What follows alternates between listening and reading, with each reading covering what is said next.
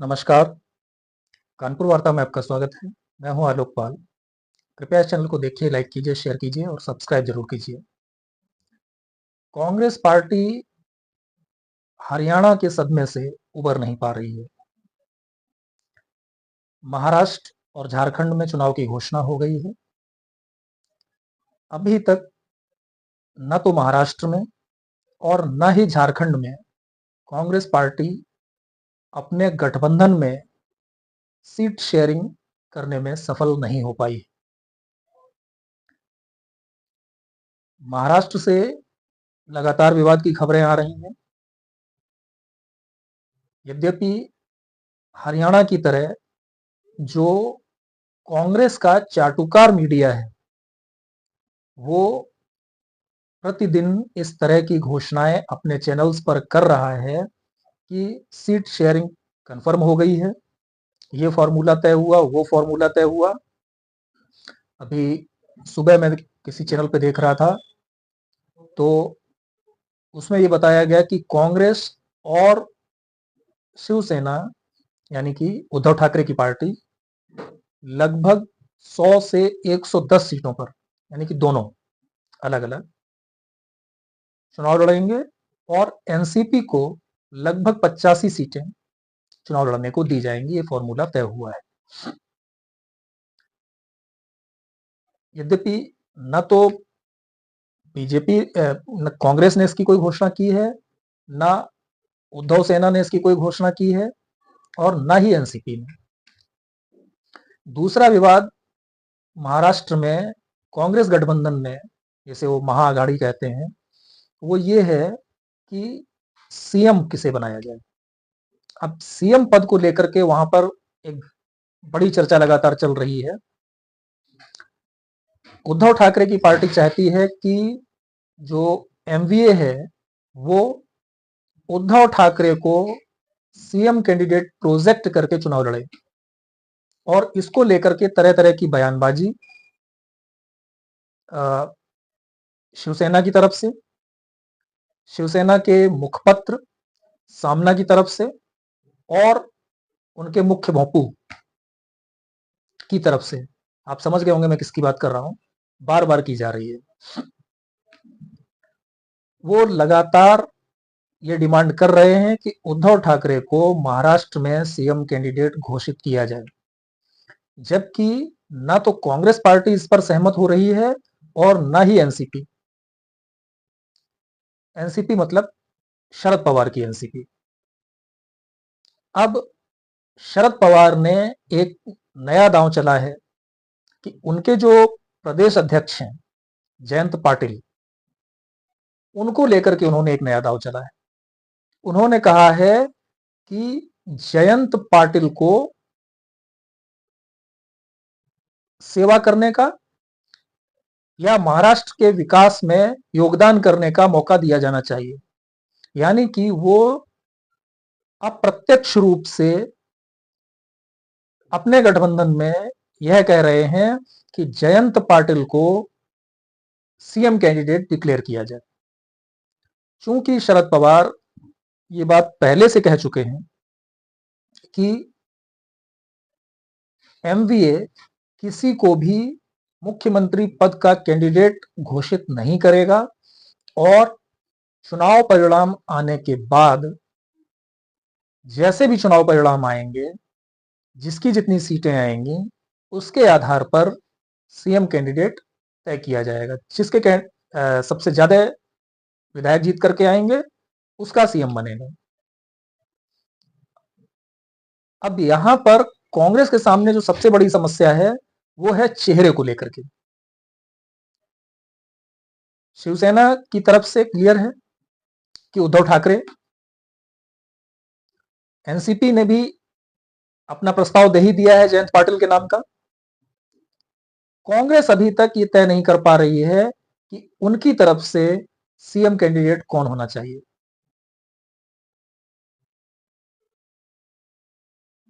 साथ ही एक समस्या उनके साथ और है कि कुछ छोटे दल जो बहुत छोटे हैं वो भी उनकी अघाड़ी में हिस्सेदार हैं। अब वो कितनी सीटों पर मानते हैं क्या एक एक सीट पर या किसी को एक किसी को 2 सीट पर कांग्रेस मना पाएगी, एक मजबूत गठबंधन वहां पर तैयार कर पाएगी? इसकी एक बड़ी समस्या है। वहां पर जो एक शेतकारी समूह है, उसे समूह कह लो, पार्टी कह लो, जो भी कह लो, उसके जो नेता हैं वो मराठा नेता भी हैं, वो भी एमवीए के साथ चुनाव लड़ना चाहते हैं। चूंकि मराठा आरक्षण को लेकर के वहां पर एक चिंगारी पिछले कई सालों से लगातार चलती रहती है, तो अब वो एक नए नेता बनकर के उभरे हैं, तो उनको कितनी सीटों पर मना पाएंगे? शरद पवार क्या उनको मराठा नेता के रूप में उभरने देंगे? ये भी एक समस्या है। तो महाराष्ट्र में अभी तक कांग्रेस गठबंधन कुछ भी तय नहीं कर पा रहा है, और खासतौर से कांग्रेस पार्टी बिल्कुल नहीं कर पा रही है, क्योंकि संजय राउत का कहना यह है कि एनसीपी और शिवसेना में कोई दिक्कत है नहीं, वहां पर लगभग बातें क्लियर हो गई हैं, जो भी समस्या है वो कांग्रेस को लेकर के है। कांग्रेस दूध की जली है तो मट्ठा भी फूंक के पीना चाहती है। हरियाणा में जो उसका हाल हुआ है, उसके बाद कांग्रेस किसी भी दल को न तो नाराज करना चाहती है और ना ही वो अपना अनहित करना चाहती है। जिस तरह का समर्थन कांग्रेस को लोकसभा चुनाव में महाराष्ट्र में मिला, उसके बाद वो कम से कम महाराष्ट्र में नंबर 2 की पार्टी तो नहीं बनना चाहती। और इधर शिवसेना जो है वो लगातार इस पर अड़ी हुई है कि वो कम से कम 111 सीटों पर चुनाव लड़ेंगे, उससे कम पर चुनाव नहीं लड़ेंगे। तो जो मैंने आपको बताया कि एक जो उनका चाटुकार मीडिया है, वो लगातार एक अलग तरीके का नैरेटिव चलाता रहता है कि ये तय हो गया, वो तय हो गया, इतनी सीटों पर ये लड़ेंगे, उतनी सीटों पर वो लड़ेंगे। और मीडिया को वैसे भी मसाला चाहिए होता है। अभी कल एक किसी बड़े चैनल ने पहले हेडिंग लगाई कि महाविकास अघाड़ी में सीटों का समझौता फाइनल हो गया है। थोड़ी देर बाद उन्होंने हेडिंग बदल दी और हेडिंग में महाविकास अघाड़ी हट करके महायुति आ गया, यानी कि बीजेपी गठबंधन। झारखंड की अगर बात करें तो झारखंड में भी कांग्रेस के साथ वही प्रॉब्लम चल रही है कि कांग्रेस और जेएमएम के बीच में अभी जो सीट शेयरिंग है वो क्लियर नहीं हो पा रही है।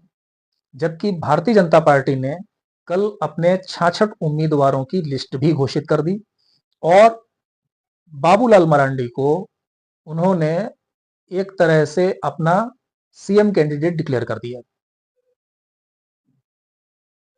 क्योंकि जो लिस्ट जारी की गई है उसमें पहला नाम बाबूलाल मरांडी का है और उसके बाद सीट वाइज नाम है, जो वहां पे क्रम संख्या के अनुसार 1 से लेकर के जो अलग अलग सीटें हैं, तो उन्होंने 66 नाम घोषित किए। बाकी उन्होंने जो आजसू है उसको 10 सीटें दी हैं, कुछ सीटें 2 या 3 सीटें शायद जेडीयू को गई हैं, 1 सीट एलजेपी को गई है, एक आध हो सकता है कुछ और लोग हों उनको गई हों। तो कुल मिलाकर के जो बीजेपी गठबंधन है उसका झारखंड में सीट शेयरिंग कंफर्म हो चुका है। बीजेपी ने अपनी लिस्ट भी जारी कर दी। महाराष्ट्र में संभवतः रविवार को, यानी कि आज, वो घोषणा कर देंगे, ऐसी सूचनाएं आ रही हैं। कांग्रेस पसोपेश में फंसी हुई है। कारण सिर्फ इतना है कि वो हरियाणा के उस सदमे से उबर नहीं पा रही है। और हरियाणा में जो उसको सदमा लगा है वो कुछ हद तक ठीक भी है, लेकिन जिस तरीके से उस चाटुकार मीडिया ने शुरुआती 2-2.5 घंटों में कांग्रेस पार्टी की सीटें किसी ने 65, किसी ने 68, किसी ने 70 और किसी ने तो 72 तक दिखाई,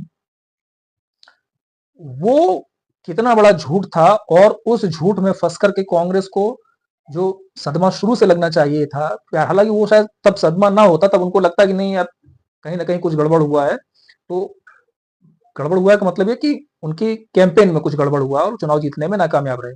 लेकिन जिस तरीके से हरियाणा में दिखाया गया कि 70, 72, 65, 68 अलग अलग नंबर अलग अलग चैनल्स ने दिखाए कि इतनी सीटों पर कांग्रेस आगे है, जो कि टोटल फर्जी था और आमतौर पर फर्जी होता है। आप याद कीजिए 2015 का बिहार का विधानसभा चुनाव, जब तक चुनाव आयोग के आंकड़े आने शुरू नहीं हुए थे तब तक न्यूज चैनल्स ने वहां पर बीजेपी की सरकार बना दी थी। मुझे लगता है कि किसी किसी चैनल ने तो शायद 160 तक सीटें दिखा दी थी।